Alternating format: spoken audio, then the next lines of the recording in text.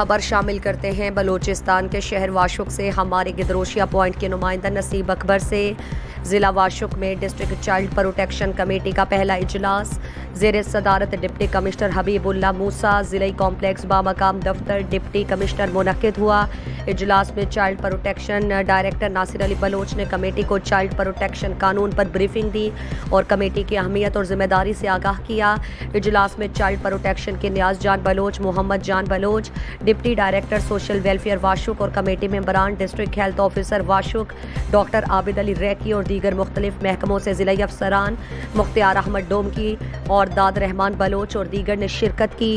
Deputy commissioner واشک حبیب اللہ موسیٰ خیل اور دیگر committee ممبران نے اجلاس میں یقین دلایا کہ ضلع واشک میں اگر کسی بھی بچے کے ساتھ جسمانی، جنسی یا معاشی استحصال ہوا تو فوری کارروائی کریں گے اور متعلقہ اداروں کو رپورٹ کی جائے گی۔ اجلاس کے آخر میں ناصر بلوچ نے ڈپٹی کمشنر حبیب اللہ موسیٰ خیل کو چائلڈ پروٹیکشن کے حوالے سے ہدایاتی رپورٹ پیش کی۔ مزید دلچسپ معلومات اور خبروں سے آگاہ ہونے کے لیے Gedrosia point Facebook page, Instagram, Twitter کو فالو اور یوٹیوب چینل کو سبسکرائب کریں۔ بیل آئیکن بٹن دبانا نہ بھولیں تاکہ مکران سمیت بلوچستان کی خبروں سے جڑے رہیں۔